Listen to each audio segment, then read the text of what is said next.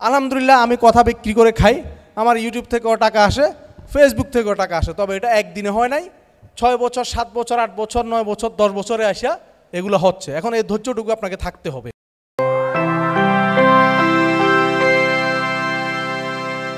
সেই মানুষটিকে জাগতে চাই। এখন আমাদের সামনে আসছেন আজকের এই professional public speakers forum of বাংলাদেশের যিনি স্বপ্নদ্রষ্টা, যিনি আজকে এতগুলো মানুষ এই কেআইভির অডিটোরিয়ামে আমাদেরকে জড়ো করেছেন, জড়ো করতে সমর্থ হয়েছেন, সেই মানুষটিকে ডেকে নিচ্ছি।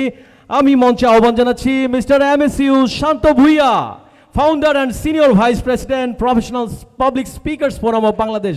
মিস্টার শান্ত ভুইয়ার জন্য জোরে হাততালি হোক। আসসালামু আলাইকুম। ধন্যবাদ দিয়ে ছোট করতে চাই না বাংলাদেশের রিনাউন প্রেজেন্টার মিস্টার আরিফুর রহমানকে। তিনি খুব ভালো উপস্থাপনা করেন, ইতিমধ্যে আপনারা দেখে ফেলেছেন। খালি পেটেও যে জমানো যায় এটার প্রমাণ তিনি। ঠিক আছে, আচ্ছা, আপনারা তো অনেক আগে আসছেন, অনেকে হয়তো লাঞ্চ করেন নাই, বা অনেকে 11টায় লাঞ্চ করে রওনা দিয়েছেন, অনেকে 12টায় লাঞ্চ করেছেন। আমি আপনাদের কাছে প্রথমে কৃতজ্ঞতা প্রকাশ করছি যে আপনারা আমার ডাকে সাড়া দেওয়ার জন্য, এবং এতগুলো মানুষ আসছেন। Thank you so much, I am grateful to all of you.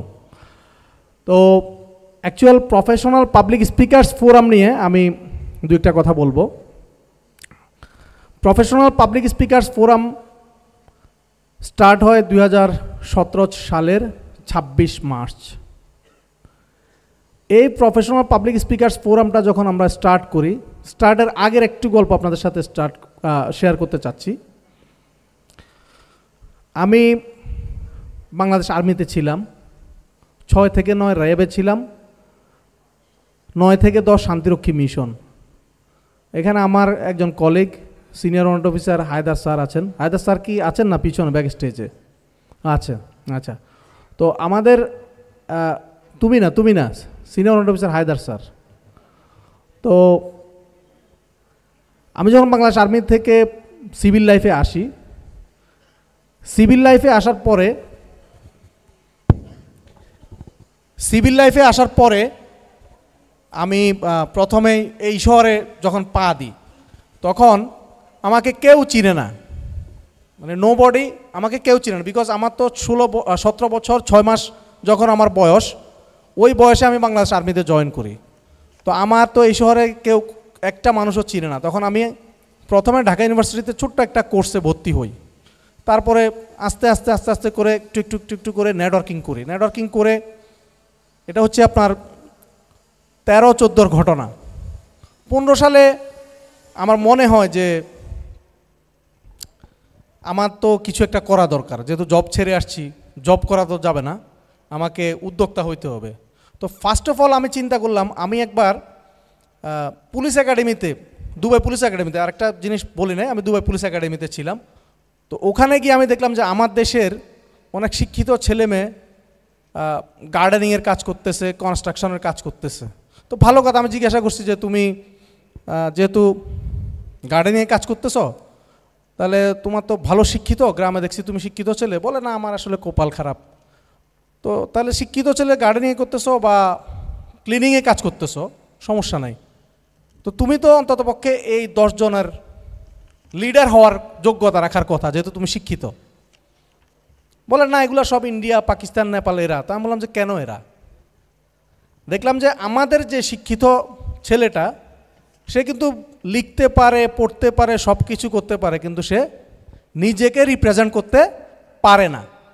না শুদ্ধ উচ্চারণে বাংলা পারে, না ইংলিশ পারে, না হিন্দি পারে 3টাই, কিন্তু কোনোটাই পারার মতো পারে না, অথবা পারলেও সে নিজেকে রিপ্রেজেন্ট করতে পারে না। তখন আমার মনে হলো যে আসলে এই আমার দেশের যে মানুষজন, আমরা এত রেমিটেন্স যোদ্ধা। আমার এই ভিডিওটা আমার ইউটিউব চ্যানেলে যাবে, 1,87,000 সাবস্ক্রাইবার আমাদের ইউটিউব চ্যানেলে।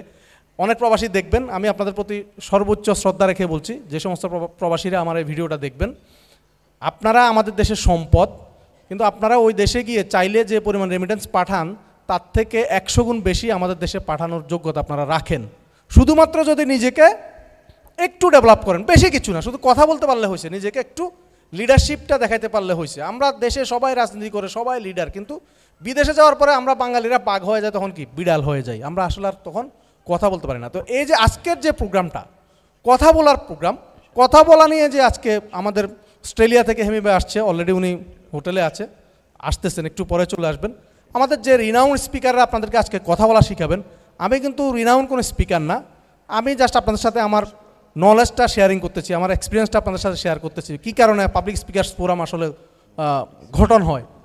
তখন আমি দেশে এসে ফিউচারাইজার্স বাংলাদেশ নামে একটা কোম্পানি করি, যেটা দিয়ে 2016 সালে থেকে আমি স্কিল ডেভেলপমেন্ট নিয়ে কাজ শুরু করি। তো স্কিল ডেভেলপমেন্ট নিয়ে কাজ শুরু করতে গিয়ে থিঙ্ক আউটসাইড দ্য বক্স, এই নাম কারা কারা শুনছেন? একটু হাতগুলো দেখতে চাই, হাত, ছবিগুলোর নাম দেখেন। অনেক মানুষের থিঙ্ক আউটসাইড দ্য বক্স শুনেছেন, বা আপনারা যারা শুনেন আপনারা গুগল করে দেখেন, বা ফিউচারাইজার্স বাংলাদেশ লিখেন গুগলে বা ফেসবুকে বা ইউটিউবে, আপনারা পেয়ে যাবেন, বা ফিউচারাইজার্স বিডি লেখেন। তো ওই ফিউচারাইজার্স বিডিটা যখন স্টার্ট করি, তখন আমি ফার্স্ট, আমার মনে আছে প্রথম প্রোগ্রাম যখন আমি স্টার্ট করি, তখন আমি শুধু সম্মানিত স্পিকার ট্রেনারদেরকে 3.5 লক্ষ টাকা সম্মানে দিয়েছি। কত টাকা? 3.5 লক্ষ টাকা। এবং আমার ফার্স্ট প্রোগ্রামটা হচ্ছে সুপার প্লপ, আমার পকেট থেকে পুরো টাকা বসা শেষ, আমি ব্যবসায় লাল বাত্তি। আমার কয়েকজন পার্টনার ছিল, ওরা বললো যে ভাই তোমার এই সমস্ত পাগলামির সাথে আমরা নাই, এদেশের মানুষ টাকা দিয়ে কেউ কথা শুনবে না, ওরা পার্টনাররা চলে গেল, আমি একা হয়ে গেলাম। তো আমি হাল ছাড়ার মানুষ না, আমি বলছি না, আমি এটা শেষ কি আছে আমি দেখব। তো আজকে ফিউচারাইজার্স বাংলাদেশের 10 বছর শেষ, আজকে প্রফেশনাল পাবলিক স্পিকার্স ফোরামের আজকে 9 বছর শেষ।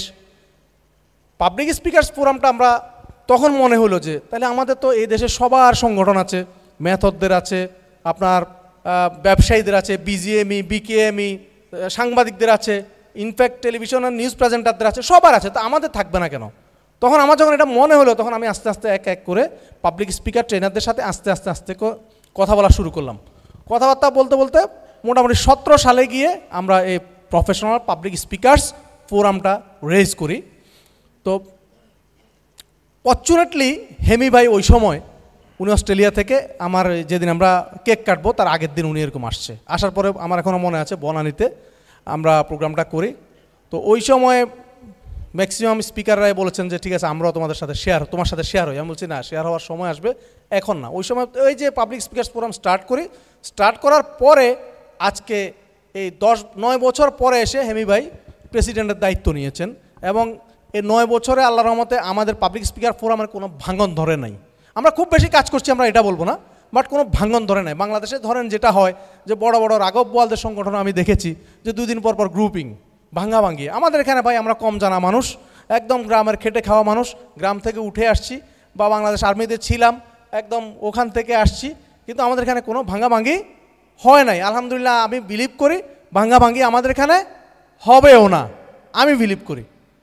এখন এই পাবলিক স্পিকার্স ফোরাম থেকে 10 বছরের শুরুতে আমরা কিছু কার্যক্রম হাতে নিয়েছি, বিশেষ করে স্কিল ডেভেলপমেন্ট নিয়ে, ট্রেনিং নিয়ে। এগুলা আমাদের জেনারেল সেক্রেটারি সাহেব আছেন, রফিক সাহেব, তিনি আপনাদের সাথে শেয়ার করবেন। আমি শুধু আমার এই গল্পটা শেয়ার করলাম আপনাদের সাথে, যে আপনারা চাইলে যারা পাবলিক স্পিকিং বা যারা ট্রেনিং, যারা প্রেজেন্টেশন, এই 3টা জিনিস মিলেই আমি মনে করি পাবলিক স্পিকিং।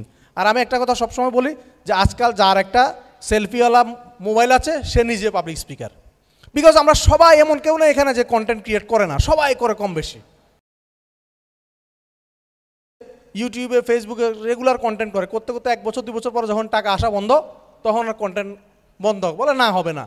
আলহামদুলিল্লাহ, আমি কথা বিক্রি করে খাই, আমার ইউটিউব থেকেও টাকা আসে, ফেসবুক থেকেও টাকা আসে, তবে এটা একদিনে হয় নাই, 6 বছর 7 বছর 8 বছর 9 বছর 10 বছরে আসা এগুলো হচ্ছে। এখন এই ধৈর্যটুকু আপনাকে থাকতে হবে। আর দেখেন, আমার কিন্তু প্রনাউন্সিয়েশন খুব একটা ভালো না, খুব আমি গুছিয়ে কথা বলতে পারি না, আমি খুব লিডারশিপ না, বাট আমি ধৈর্য ধরে লেগে থাকার কারণে আজকের এই জায়গায় এসে আলহামদুলিল্লাহ আপনাদের এতগুলো মানুষকে পেয়েছি, এবং আল্লাহর কাছে শুকরিয়া যে আপনারা এতগুলো মানুষ আমাদের ডাকে সাড়া দিয়েছেন।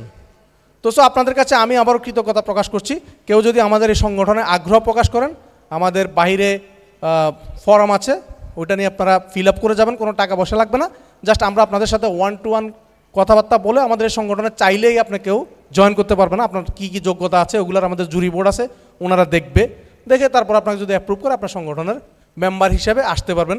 মেম্বার হিসেবে আসার অনেকগুলো ক্রাইটেরিয়া আছে, associate member, life time member, হ্যাঁ, তারপরে এক্সিকিউটিভ মেম্বার, এভাবে আপনি আস্তে আস্তে আসতে পারবেন। তবে আমাদের এখানে আসলে যেটা হবে, ধরেন আপনি কিছুই পারেন, আপনি শিখতে চাচ্ছেন, আপনি অ্যাসোসিয়েটস মেম্বারও যদি হন, তাহলে আপনি অ্যাসোসিয়েটস মেম্বার হলে আপনাকে এখান থেকে আমরা কিছু ট্রেনিং, পাবলিক স্পিকিং কিছু কোর্স আমরা রান করাবো, ওইগুলা দিয়ে আপনাদের সাথে আমরা শেয়ার করব, এবং শেয়ারিং কেয়ারিংয়ের মাধ্যমে আমি বিশ্বাস করি আমরা একটা দারুণ কিছু করব ইনশাল্লাহ। তো আমি যেই সিনিয়র নোড অফিসার হায়দার সাহেবের কথা বলছিলাম, উনি অলরেডি আসছে। হায়দার স্যার একটু দাঁড়ান প্লিজ। এই যে উনি আমার বাংলাদেশ আর্মির সিনিয়র, ওনার জন্য একটা করতালি, সবাই একটা করতালি দেন। আবার হচ্ছে আমার দেশের, আমাদের চিটং বিভাগের চিটাঙ্গিয়া বদ্দা, হ্যাঁ, আমি কুমিল্লার, উনি চিটংয়ের। তো আমাদের সেনাবাহিনীতে এটাকে আমরা গ্যারাই বলি, যদি সেনাবাহিনীর কোনো আত্মীয় স্বজন লাগিয়ে থাকেন বলেন, আমার গ্যারাই। উনি আসছে, খুব আমাকে আজকে সকালবেলা ফোন করছে যে তোমার এই আমি ফেসবুকে দেখছি, আমি আসতে চাচ্ছি। উনি ঢাকা ক্যান্টনমেন্টে আছে। তো আমি বললাম ঠিক আছে ভাই, আপনি চলে আসেন। তো উনি চলে আসছে। আসার পরে, ভাই আপনার কাছে বোরিং লাগতেছে না তো? নতুন কিছু না, আমি হায়দার ভাইকে বলতেছি। আচ্ছা, থ্যাংক ইউ সো মাচ। আমি অনেক সময় নিয়ে ফেললাম। সবাই ভালো থাকবেন, সুস্থ থাকবেন। প্রতিদিন অন্তত পক্ষে একটি করে ভালো কাজ করবেন। কয়টি ভালো কাজ? একটি ভালো কাজ। আমি উপদেশ নর্মালি দিই না, লাস্ট একটা কথা অনুরোধ করে যাচ্ছি, একটি ভালো কাজ করবেন, একটি ভালো কাজ করবেন, একটি ভালো কাজ করবেন। সেটা হইতে পারে একজন রিক্সা ড্রাইভার রিক্সাটার একটু আস্তে করে ধাক্কায় দেওয়া, হইতে পারে একজন অন্ধ লোককে রাস্তা পার করে দেওয়া, হইতে পারে মা বাবাকে গিয়ে জড়ায় ধরে বলা যায় আই লাভ ইউ, হ্যাঁ, হইতে পারে আপনার পাড়া প্রতিবেশী একটা আপনাকে ডিস্টার্ব করছে, আপনার তাকে ডিস্টার্ব না করে একটা ভালো কাজ করে আপনি তাকে দেখাই দেন। ট্রাস্ট মি, আমি অনেক গরম মানুষ। আমি পরশুদিন রাতে লাইভে বলছিলাম যে আমার 30 বছরের আগে যারা আমাকে চিনে তারা জানে, এখন আমার 42, যখন আমার বয়স 30 ছিল তারা জানে, বা হায়দার স্যাররা জানে যে আমার শ্যুট কখনো মিস হতো না। আমি কেমন শ্যুটার এটা হায়দার স্যাররা জানে। 6 থেকে 9, 3 বছর র্যাবে ছিলাম। তাহলে বাকিটা আপনারা বুঝে নিন। আমি আর যেহেতু সোশ্যাল মিডিয়া এগুলো যাবে, আমি আর বাকি কিছু বলতে চাচ্ছি না। তো সবাই ভালো থাকবেন। Thank you so much. আসসালামু আলাইকুম।